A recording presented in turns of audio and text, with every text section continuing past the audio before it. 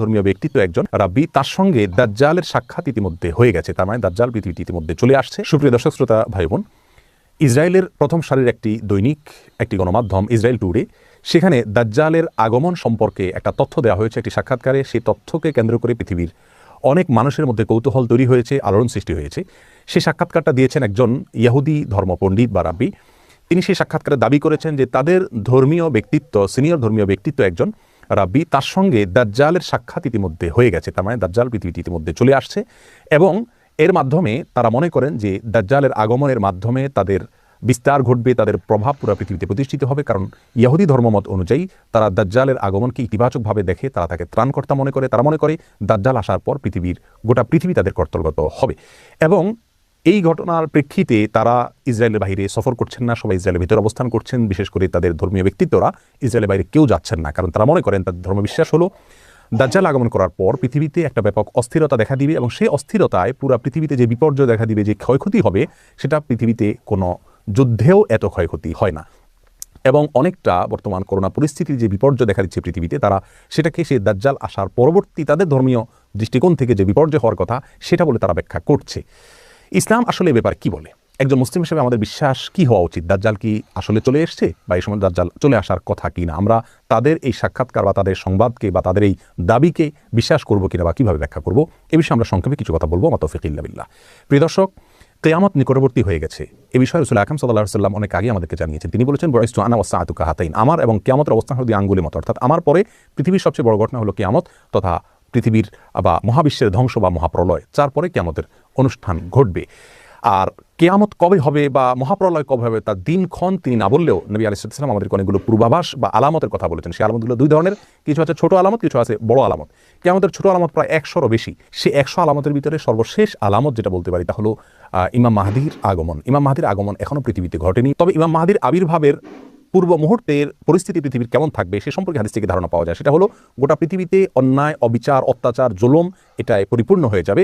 আর তখনই ইমাম মাহদির আবির্ভাব হঠাৎ করে ঘটবে এবং রাতারাতি তিনি গোটা বিশ্বের সুপার পাওয়ারে পরিণত হবেন এবং গোটা বিশ্বকে উল্টা মেরুতে নিয়ে যাবেন, ইনসাফ এবং ন্যায় দিয়ে পরিপূর্ণ করবেন।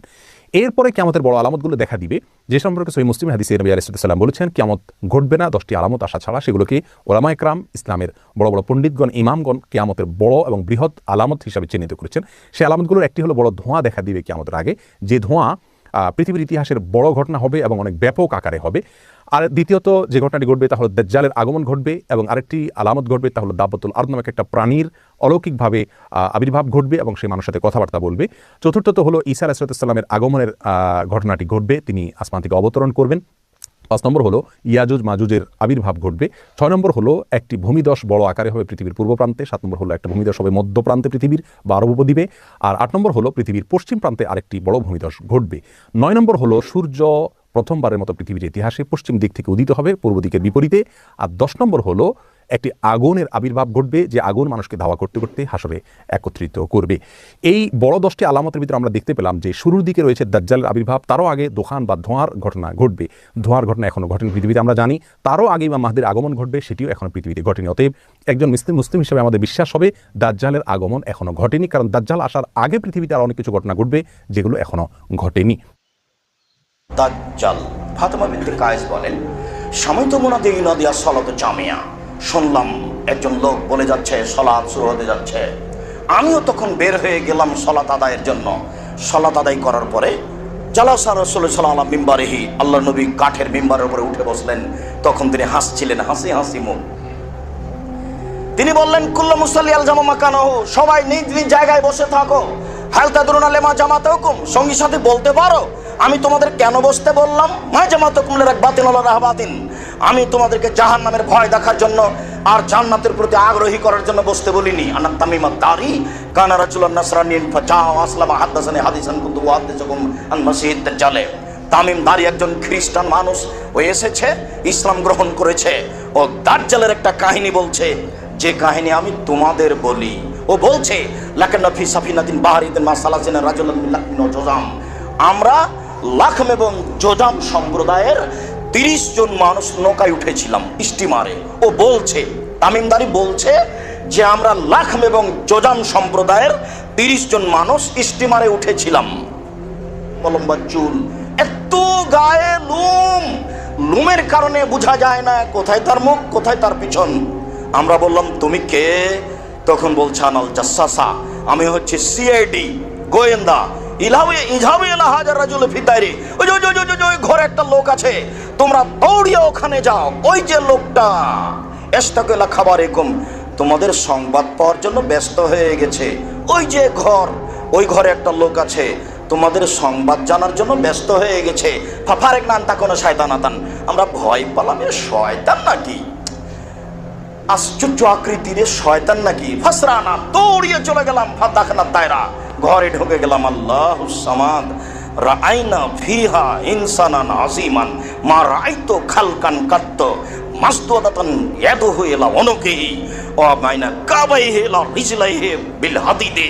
তার দুই হাতকে কাঁধের সাথে লোহার শিকল দিয়ে বাঁধা আছে, দুই পাকে হাঁটুর সাথে টাকনোর সাথে লোহার শিকল দিয়ে বাঁধা আছে।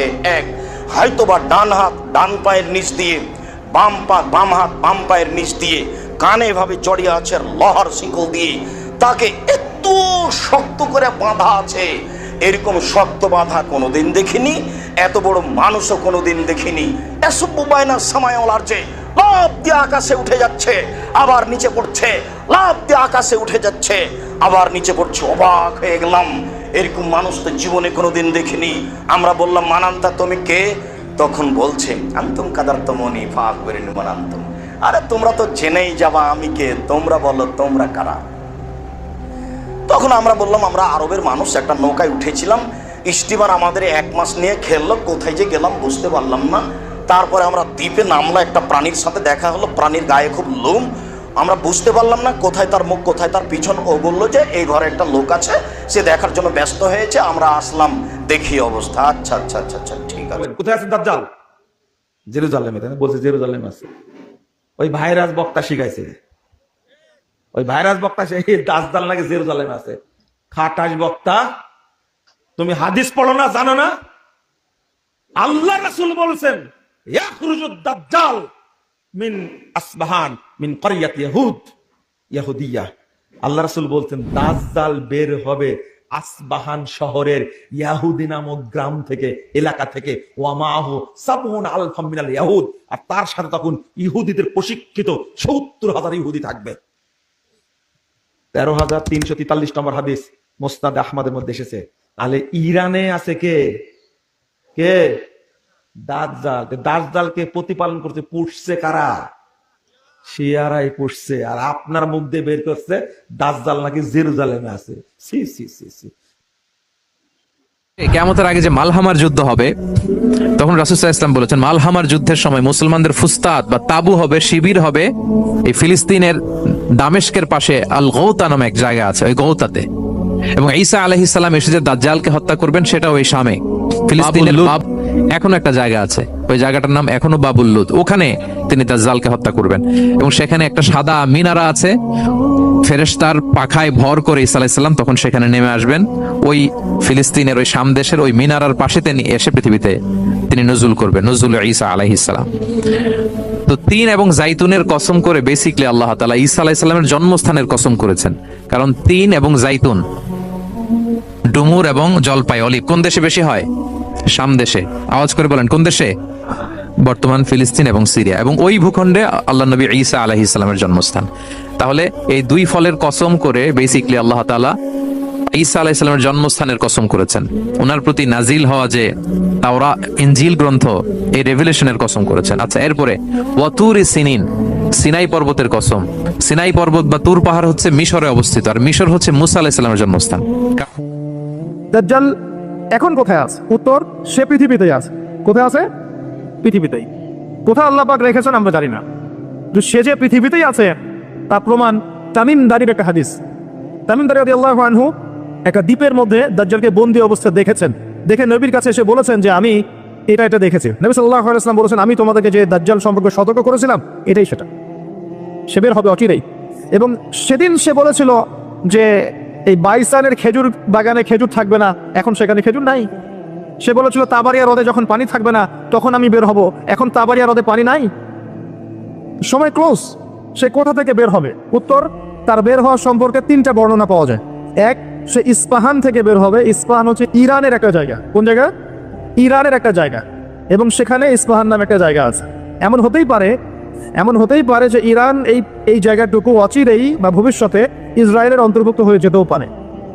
কেন? 1974 সালে আরব ইসরায়েল যুদ্ধের সময় কি সিরিয়ার ওই যে আপনার গোলান মালভূমি, মিশরের সিনাই উপত্যকা, এগুলো কি ইসরায়েলের অন্তর্ভুক্ত ছিল? পড়াশোনা করেছেন কিছু? এগুলো ইসরায়েলের অন্তর্ভুক্ত ছিল না, এগুলো মিশরের এবং সিরিয়ার ছিল। মাত্র 6 দিনে সে এই আরবদেরকে পরাজিত করে ওই জায়গাগুলো দখল করে ফেলেছে। মাত্র 6 দিনে। কতদিনে? মাত্র 6 দিনও টিকতে পারে না এই মুসলিমরা তার সামনে। শাম এবং ইরাক এবং শাম মানে যে প্যালেস্টাইন, লেবানন, জর্ডান, এই পুরো জায়গাটার নাম শাম। এই অংশটুকুর মধ্য থেকে, এর মাঝখানে একটা রাস্তা থেকে দাজ্জাল মানুষের রূপে আত্মপ্রকাশ করে। তো দেখুন, সে পৃথিবীতে আসবে, 40 দিন শাসন করবে। এই 3টা জায়গার কথা এসেছে, এই 3টা জায়গার মধ্য থেকে সে বের হবে। কিভাবে হবে আল্লাহ ভালো জানেন। এবং সেটা হবে মানুষের রূপে। কার রূপে? মানুষের রূপে। সে কি হবে? সে একজন ইহুদি যুবক হবে। কি হবে? সে কোনো খ্রিস্টান হবে না, বুদ্ধিস্ট হবে না, মুসলিম হবে না, সে অন্য কোনো রিলিজন ফলো করবে না। সে একজন ইহুদি যুবক হবে, যার চুলগুলো হবে কার্লি, মানে কোকরান। কি হবে? চুলগুলো কোকরান। তার ফিজিক্যাল স্ট্রাকচার খুব শক্ত হবে, মানে স্ট্রংলি বিল্ড, খুব শক্তিশালী। এখন নবীজি বলছেন সে কাদেরকে নিয়ে বিশ্ব শাসন করবে?